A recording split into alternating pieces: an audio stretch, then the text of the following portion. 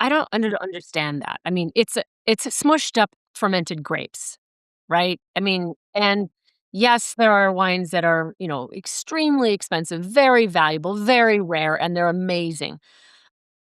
I also think though that, there's no some of the pomp and circumstance that you used to see around wine and wine occasions really is, I mean, it sort of smacks in the face of everything I believe in, which is one of the reasons why I think Dry Creek Vineyard has, developed this really strong, loyal following because we're a really approachable, friendly winery. We have the most amazing hospitality team that will start somebody, whether somebody just turned 21 and has never had a glass of wine to somebody who's 85 and has a cellar, right?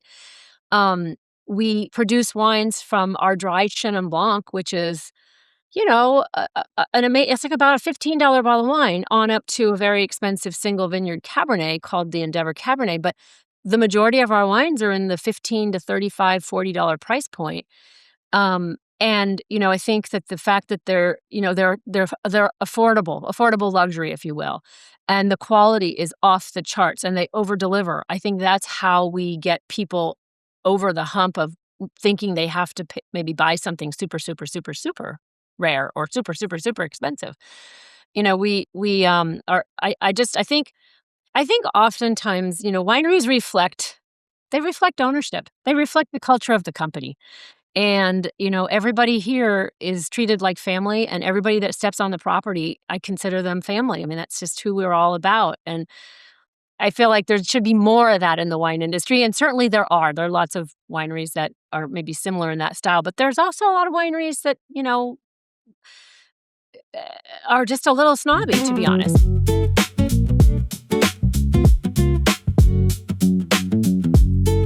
Welcome, everybody, back to the Barrels and Roots podcast. I'm your host, Sean Trace, and I have an awesome guest with me today. Can you tell people who you are and a little bit about what you do? My name is Kim Stare Wallace, and I'm the president and second-generation owner of our family winery, Dry Creek Vineyard.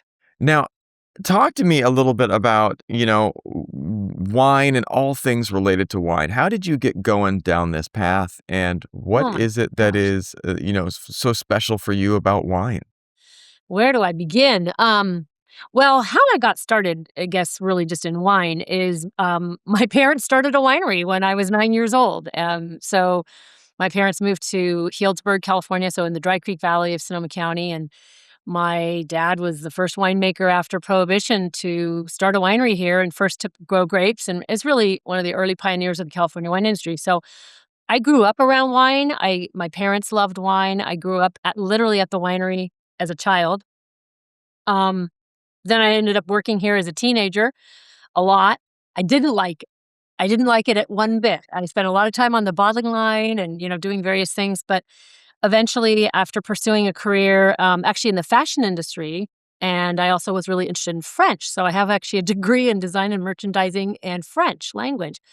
But after about 5 years pursuing that out of college, I realized, I wasn't really enamored with the garment industry, and I knew I'd have to move to New York, to be honest, to be successful. And I was basically a country girl, and I grew up here in Dry Creek Valley. And long story short, my father convinced me to come back to work for the winery. It was supposed to be a temporary gig, and that was 40 years ago. I just had my 40th work anniversary. So wine has always been a part of my life. I just feel like wine is a part of, it just creates it adds such magic to a life, right? It doesn't have to be super fancy or expensive wine. It just has to be tasty and good wine. And it enhances whether it's just a simple meal or an occasion with friends or, an evening out with your spouse or your partner or just a boring old Wednesday night at home. It just makes all things just a little bit nicer and a little bit more memorable. And I think that's why I've been enamored with wine ever since I started drinking it. That's I'm with you as well. I think that one of the things for me about wine is it was something that allowed me to understand time and place better than anything else. I was able to enjoy, there's been so many times that I've had a bottle that was a great wine, but that became a phenomenal wine because of the people that I was with, because of the place that I was at, and because of all of the little things that went into that experience, you know? And I think that that's one of the things that is a real differentiator for me is the ability to just be able to enjoy it with people and Yep. friends, you know? Yeah. It's sort of like it creates just a little moment of celebration. And I'm not talking about a big party. I'm just talking about a moment where we just stop and pause and, you just are filled with appreciation for life, and wine helps. I don't know, it helps create those moments when we do that, and I think that's a huge part of why wine's been around for, I think, 8,000 years now, and I love that. I love that Yeah, about wine. that's awesome. Well, I want to ask you this question because, your family has been part of Dry Creek Valley for decades. What's the biggest change you've seen in the wine industry over the last 40 years? I've been thinking about that, Sean. It's a really hard question to answer because so many changes have happened over the Right. last 40 years. I mean, the most obvious is that there's just so many more wineries, right? Just so much more competition in the wine industry compared to 40 years ago. Um, I think just if I think sort of more holistically, 40 years ago, the United States wasn't really known as a wine producing nation, nor was it a wine drinking population. We were Mm, coming off the era of Coca-Cola and, sweet tea and all that. And I remember back in the 80s and 90s, a huge part of our efforts in the industry were just to try to get people to open up to the idea of drinking wine, and that the wines from California and the wines from Dry Creek Valley, Sonoma County, Napa Valley, wherever, were worthy of drinking. And so, you think about today, 40 years later, I don't think there's anybody that questions the quality and caliber of wines made in these regions. Um, so that's a huge change. Uh, Gosh, there's so there's so many changes. I could go on and on. And some of them are not necessarily good. I mean, another change I think has been, um, we have so is particularly where we live here in, the North Bay and in wine country, but really all over the country, food and wine is so much more commonplace. Like, people really seek out good meals, good food, healthy food.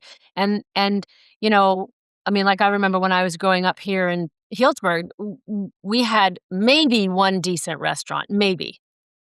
And now there are, dozens dozens, right? right. And you could say that about any city or probably any suburban town in America. There's a lot of great little restaurants, right? So just the kind of the notion of food and wine, and the how lovely and how important that is to a good lifestyle, kind of like the French have known for centuries. I feel like that is a difference today than opposed to 40 years ago. Boy, I don't know, all kinds of changes. That's so interesting. It's interesting too because I'm curious about the region too, because what has allowed Dry Creek Vineyard to stay family owned when so many wineries have been sold or consolidated, you know? Oh, boy, yes.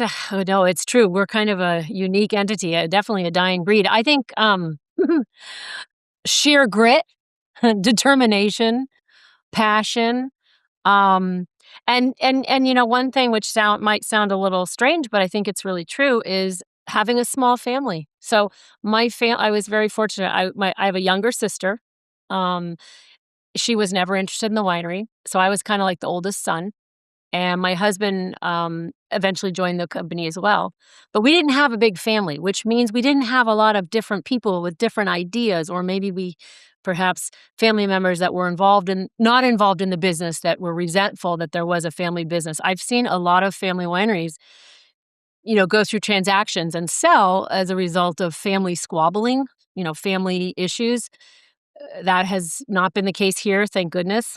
I'm very proud to say I've been married for 44 years to the same guy, and Mm, half that time we worked side by side, so that's kind of a miracle.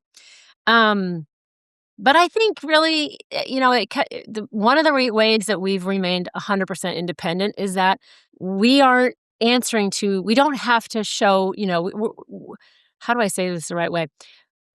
We control our own destiny. And we're not, we are doing this because I do this because I love it. I love the business. I love what my father created. I love what my husband and I took and elevated, and I love it. I'm still passionate about it. I'm not motivated to try to make shareholders happy or, kind of that short-term thinking. It's a very long-term approach when you have a family business, and when you have the freedom and the authority and the flexibility to make the decisions, even if you're making, even if you make mistakes, because we all do, you own it, and I think that has helped us stay independent. I mean, we are fiercely independent. Literally, there are very few mid-sized, iconic legacy brands that are still 100% family-owned. Certainly not from the class of 1972, which is, our era. I mean, next year will be our 55th anniversary, and it's kinda hard to believe. I had a ball the other day that was just phenomenal. It was not from a big producer in the Napa Sonoma region, but yet it was a family owned wine.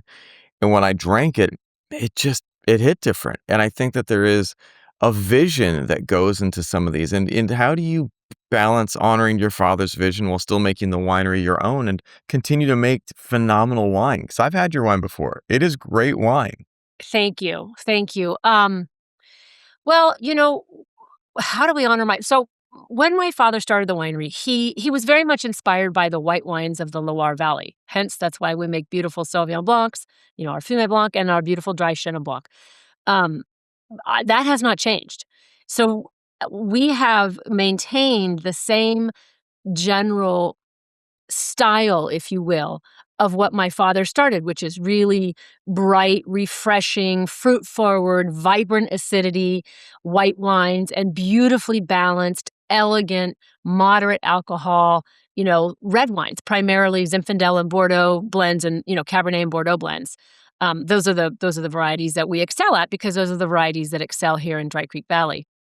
And so while we've tweaked and changed many things and of course added different, wines and products, et cetera, we've never veered away from the style that my father started and really what the foundation of the winery is built upon. We are, even I'm looking out my window right now and, the winery is kind of patterned after a small Loire Valley chateau with, ivy on the stone walls and, fairly traditional, fairly, I would say almost, kind of an old world feel.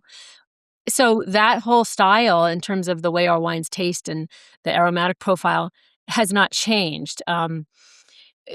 What we have changed quite dramatically from when my father was actively running the business, and he retired 20 years ago, actually in 2006. But we shifted really back to the roots of the winery, and really with a strong emphasis on being Dry Creek Valley focused. My father, of course, started here in Dry Creek Valley and made wines from Dry Creek Valley, but over the years he had expanded quite a bit and had vineyards throughout Sonoma County. And one of the transitions from the first to the second generation was a switch back to a Dry Creek Valley appellation focus, and that I think that was the right move. It's helped us differentiate ourselves not only in the marketplace, but just it's really helped us continue to craft wines that taste of a sense of place and really reflect the unique terroir of the Dry Creek Valley, which is unlike anywhere else in the world.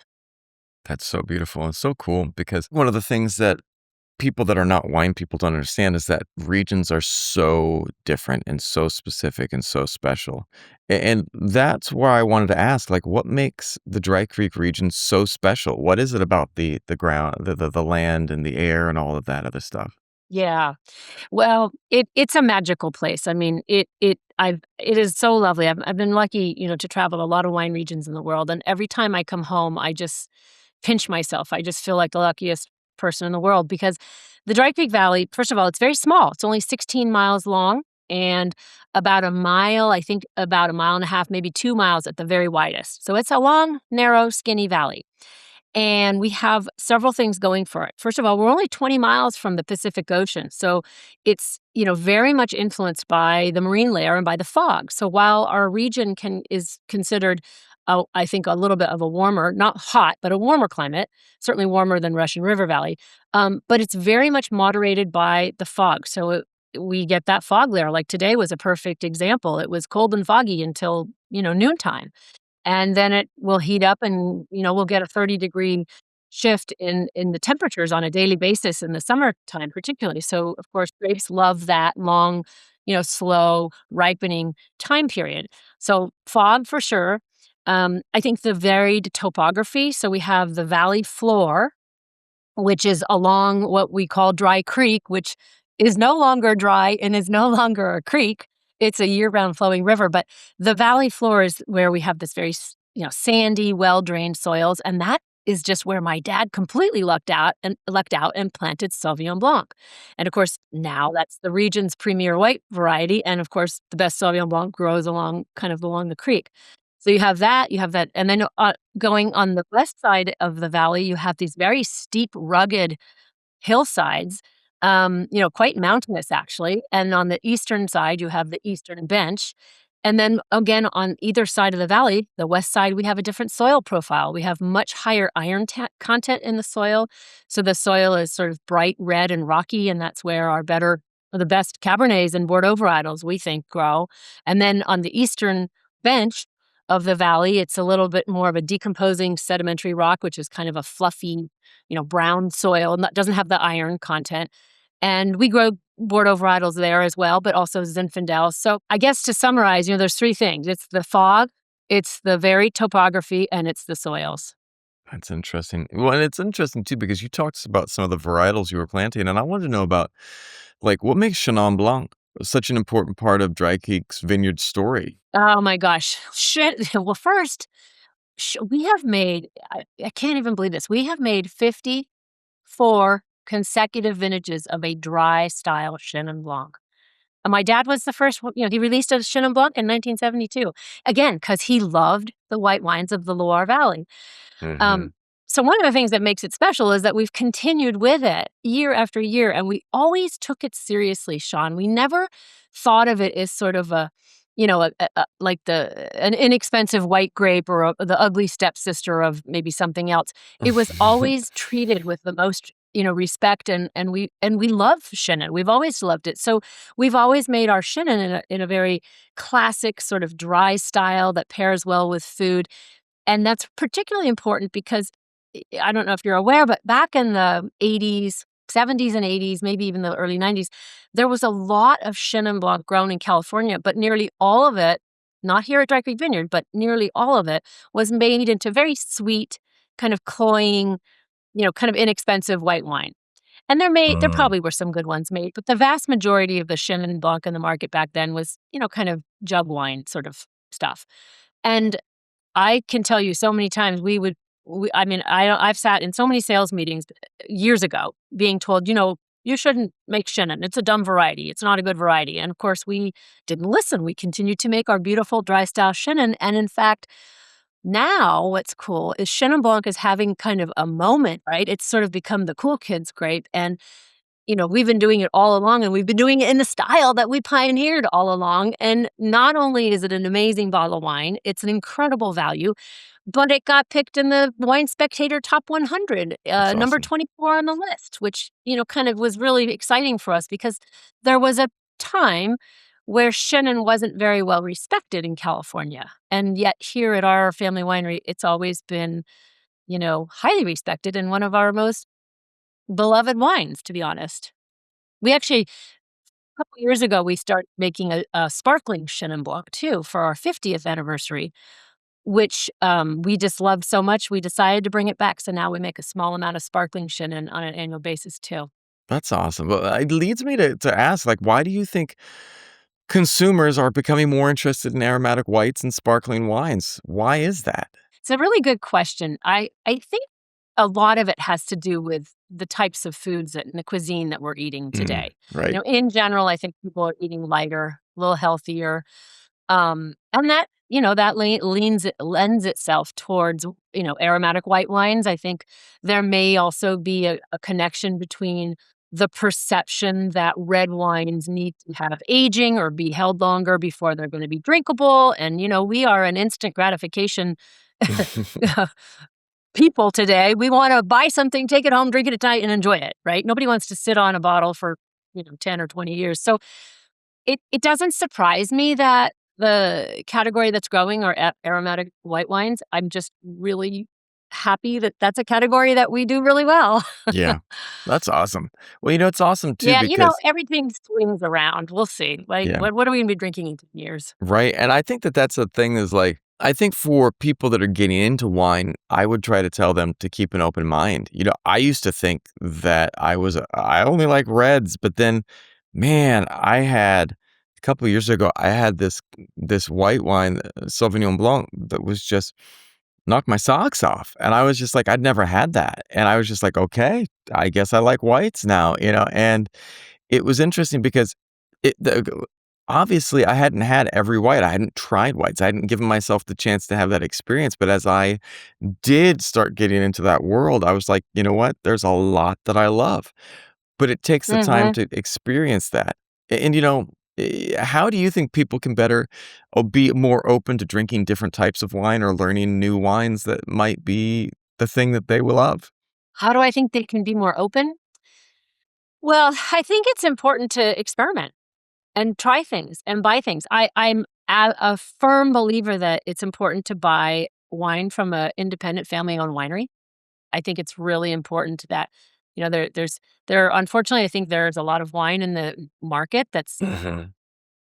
pretty mediocre. They were once great brands and they've sold out and they're now owned by a big corporation and, they've shifted the appellation from their home appellation to maybe the North Coast, or now you're seeing the California appellation, or gosh, you're even seeing the American appellation. But I think so. The first thing for consumers who maybe don't drink wine on a regular basis is to try things, experiment. And maybe, I think when you have a wine shop with a good wine steward or a sommelier or just somebody in the store that has a little bit of knowledge and can direct you, that's so helpful. What's Right. completely overwhelming when you go to the grocery store and you see, you know, hundreds of wines and all you're looking at is labels. It's very hard. That's often very common, but it's hard. I think the other thing people can do is this is actually something that's sort of a personal, I don't know, it's like my own soapbox here, but is when they're looking at wines, especially if they're shopping in a big, like a big grocery store, pick up the bottle and read the label. Hopefully, it tells you some information about the wine, where it's grown, who made it, what the style is, maybe what it tastes like. But look at the back label because it really should say produced and bottled by so and so. Because that means somebody actually grew the grapes and made the wine at their winery and they controlled the entire process. And today, with so many of the companies buying out wineries and just sort of the consolidation that we've seen happen in our industry. There are a lot of labels on the market that are not produced and bottled by. They say vinted and bottled by or something else. And I just feel that if I were advising, I mean, I tell my kids this, right? They're prime drinking age, wine drinking age, millennials. And, sometimes they'll call me at this and my daughter lives in Tennessee, Nashville, and she'll call and she'll say, "I'm at such and such, and they don't have any Dry Creek, Mom, but they have this, this, and this." And so I'll have her look at the label and, I'll try to help tell her what to look for. Um, but I think to just bottom line is experiment, try things. Everybody's mouth and everybody's nose is different. Like, that's the main thing to remember. Our palates are all different, and there's no, it's not all we don't all like the same things. Um, but I kind of think that fine wine drinking is a little bit I've always thought this is sort of funny, but do you remember, and maybe you're unique, but do you remember when you first had French cheese? Like sticky French cheese? Yeah, I do. I remember going there So like, "What is this, and why does it stink so much, and why does it taste so good?" So, I had the same experience when I was young, and, in the beginning, I did like French cheese. My parents had a lot of stinky French cheese around the house, and I always thought it was kind of smelly. But once you Right, taste it and you right, experience it you become hooked, and then you just wanna taste all these different types of cheeses, and I feel like wine is a little bit that way, that that once you sort of start to experiment and dabble, it's just like opens up this whole world in your olfactory senses, just like they just expand. So I think I don't know if I've answered your question, Sean, but I think really just tasting and trying and never be intimidated and never be afraid to say you don't like something or spit it out, right. and unfortunately, and hopefully you can find bottles of wine where the consumer can find good bottles of wine that are affordable that they can do that with. And that leads to a question, like, too, like, many people think wine has become expensive and intimidating. How do you make wine feel approachable and, like, accessible for people? Like, because maybe I wanna try something, but I don't know where to start. How do we get people through that door? Well, I think I think I think it's sort of the wines that are intimidating or wines that are, you know, looked upon as untouchable. Mm. I don't understand that. I mean, it's a smushed up fermented grapes, right? I mean, Right. and yes, there are wines that are, extremely expensive, very valuable, very rare, and they're amazing. I also think though that, there's no some of the pomp and circumstance that you used to see around wine and wine occasions really is I mean, it sort of smacks in the face of everything I believe in, which is one of the reasons why I think Dry Creek Vineyard has developed this really strong, loyal following because we're a really approachable, friendly winery. We have the most amazing hospitality team that will start somebody whether somebody just turned 21 and has never had a glass of wine to somebody who's 85 and has a cellar, right? Um, we produce wines from our dry Chenin Blanc, which is it's like about a $15 bottle of wine on up to a very expensive single vineyard Cabernet called the Endeavor Cabernet, but the majority of our wines are in the 15 to 35, $40 price point.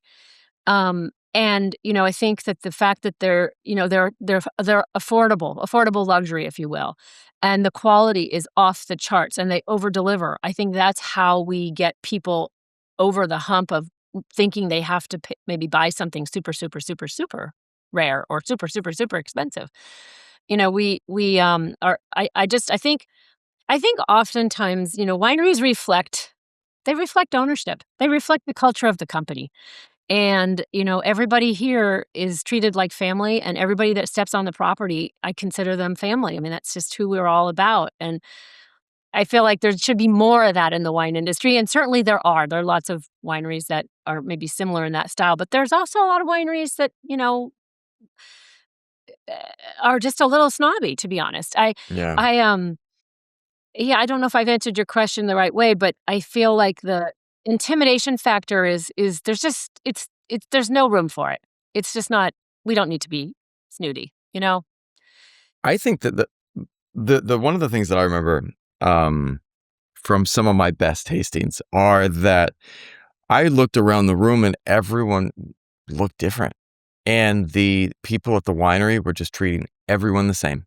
And it didn't matter who you were or where you were from. Let's help you understand wine. Let's help you be like a new lover of this wonderful thing. And it was interesting too, because so many times, like, it's just the most laughter, fun, and enjoyable experience I've had was going to different tastings, especially with people that I went with my mom once.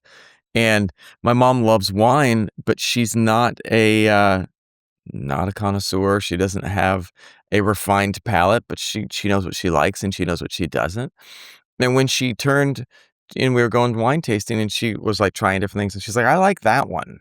And I don't know why I like it. And it was really great because the person was like, "Well, let's figure out why you like this wine, because that will help you better be prepared." And so they started asking her these questions, and then she answered it, and she got, like, they helped her get an understanding of, like, she liked things that were a tiny bit sweet, but not too sweet.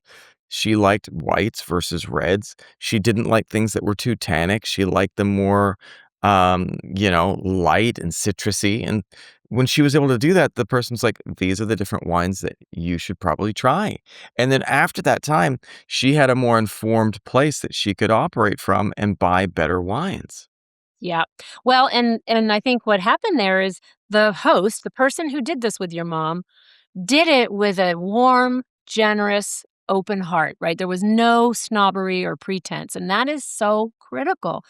Especially, as we look to the future and trying to, get more and more people interested in wine. I mean, I got a bit of news, Sean, just literally before, we hopped on or I hopped on with you, which kind of reinforces what we're talking about, and it just brings me such pride because it speaks to how incredible our team here is with guests and just kind of what we stand for basically at Dry Creek Vineyard. And the news that I got was that we have been selected by San Francisco Best of the Gate or North of, yeah, Best of the Bay Area.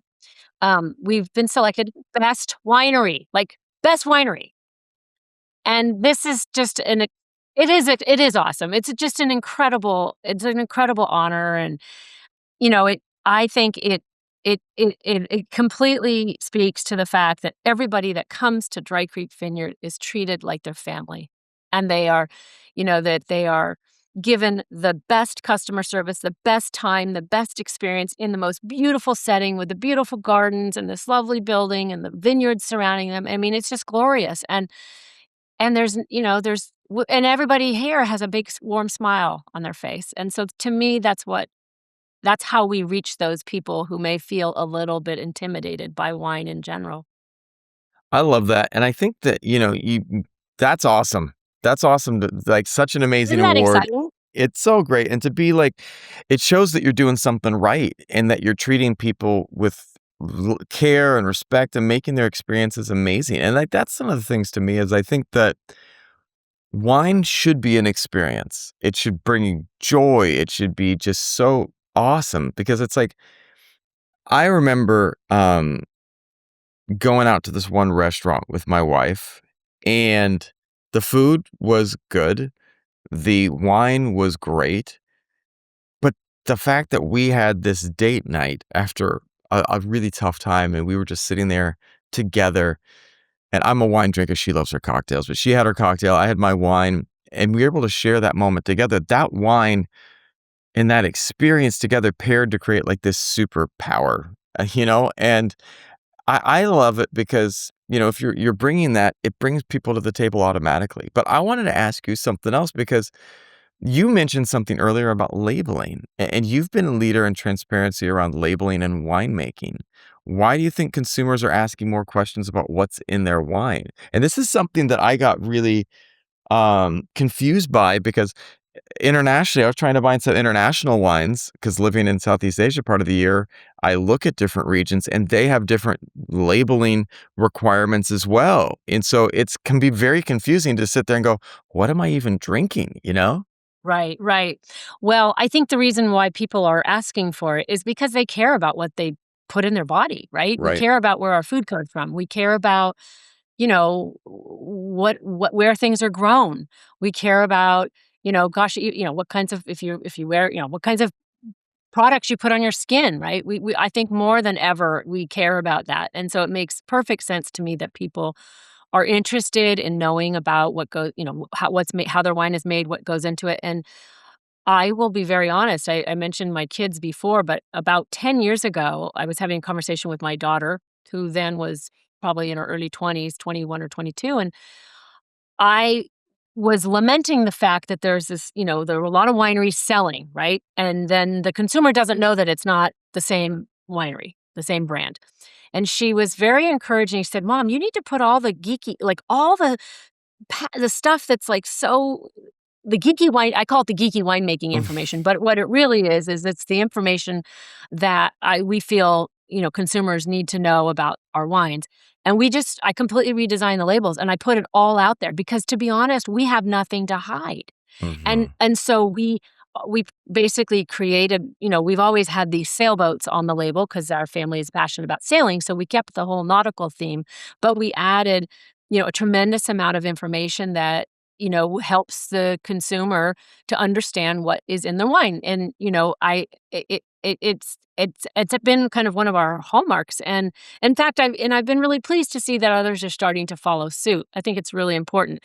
We're probably eventually going to end up with some kind of mandatory labeling, transparent labeling thing, which I don't think is necessarily a bad thing. The one caveat to that is, if we have to add all like the calories and all that, the nutritional information, protein, whatever, fat, carbohydrates, it will be very costly for wineries because they're going to have to completely redesign their labels. And I think what it will also do is you'll start to see some of the storytelling that we put on our labels, like on the back labels. There won't be room for that. You know what I mean? It'll be just sort of this generic back label with just the mandatory, labeling information, which I would think that's kind of a shame, but in any event, you to answer your question, the reason why people are asking is because they care. They care about what's in their bodies. They care about how people treat, the community, how they show up, how they treat their employees, how we just all of that, and I think it's good. I think it's really good. I agree, and I think that, for me, um, I had this wine the other day that I drank, and then afterwards I felt great. Like, it was an amazing experience, and the next day I felt great. And I started looking a little bit more. I was like, what was in that wine and what's in other wines that, I might have one wine and feel destroyed the next day. And then, but this wine, and I looked and I did some research and they were very transparent about what they were putting in the wine. It was very, much a wine that was a winery that was very committed to keeping things really natural. Yeah, keep and being honest about what was in there, and I was just like, "There's something to be said for that," you know? But I wanted to ask too about, um, if you were introducing someone to Dry Creek Valley for the very first time, what would you want them to understand, and also, what wine would you want them to try? To Dry Creek Valley or To introducing them to Dry Dry Creek. Creek Vineyard? Let's go to Dry Creek Vineyard because we talked about the Appalachia Okay, already. I wanna okay. know about the vineyard and what Well, wine would you send them to? oh my gosh. Well, this is very hard to answer because we are The not a one-trick pony. No, we don't Yeah. just make one varietal. So, So 3 I glasses. think Let's try 3 glasses. okay, I okay, well, then that's easy. 3 glasses, I would probably have them try our Sauvignon one of our Sauvignon Blancs. I would probably have them try, our Fumé Blanc, which is kind of our flagship benchmark. It's 100% stainless steel Sauvignon Blanc, really minimal intervention, just classic Sauvignon Blanc. But we also make 3 or 4 other styles. So a Sauvignon Blanc from Dry Creek Vineyard because we're just so, we're so committed to that varietal.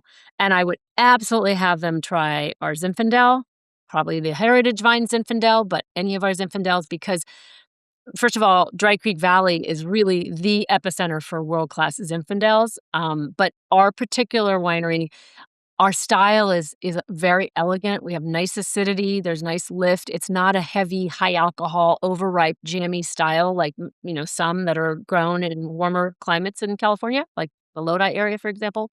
So I definitely would wanna have them try Zinfandel. Um, and then for sure, it would either have to be our Cabernet or the Mariner, which is a Bordeaux blend. It's a classic Meritage. And the reason why is because with our approach to our Cabernet program and our Bordeaux program, it's always a blend of all 5 Bordeaux varietals. So our signature Cabernet is 80% Cabernet with a little Merlot, Cabernet Franc, Petit Verdot, and Malbec. And it's also 100% Dry Creek Valley. So you really get the sort of the unique attributes of our region, which in my opinion is sort of really bright cherry tones, some really lovely, um, kind of earthy for sometimes my winemaker Tim will call it forest floor, kind of savory herbs, and then really nice sort of dried floral, dried rose petal, characteristics. They're very multidimensional, our Cabernets here in Dry Creek Valley. So I would want them to try, our Cabernet or the Mariner, which is, I think the current vintage is 64 or 66% Cabernet, but with the other, 4 Bordeaux varietals. And I think between those 3 wines, not only would they learn what we excel at, but they would really get a taste of the region because that's what this region does best. And, I'm proud because my family and our winery and my father in the early days were very much a part of establishing what grew best here. I mean, he he tried all kinds of things. He actually also in 1972 planted Chardonnay. Well, it Mhm. took a while, but we figured out a long time ago it's not the right region for Chardonnay, so we don't grow it here. That's so But, interesting. I think those would be my 3 choices. And then if I got a 4th wine, I would definitely want them to try the dry Chenin Blanc. I love it. I love it. Well, where can people go to learn more about you and also Dry Creek Vineyard? Well, they can certainly go to our website, which of course is www.drycreekvineyard.com. And there's no S at the end of vineyard. I never quite knew why my father didn't put an S at the end because everybody wants to say Dry Creek Vineyards. But I think they can find us here right in the middle of the Dry Creek Valley. We're right off the Highway 101. We even have an exit called Dry Creek Road. And just hang a left and go for about 3.5 miles, and we're on the left. And the other thing I would want them to know just about Dry Creek Valley is it's a beautiful valley where I mean, I should probably not have said this, but there's one winery that has sold. Everyone else is still independent. So it's very much a family-owned, independent region. You see more trucks than you do, Porsches here, which I think makes it part of the charm. And I think the authenticity that people find when they come to Dry Creek Vineyard is mirrored here in the valley at many wonderful wineries.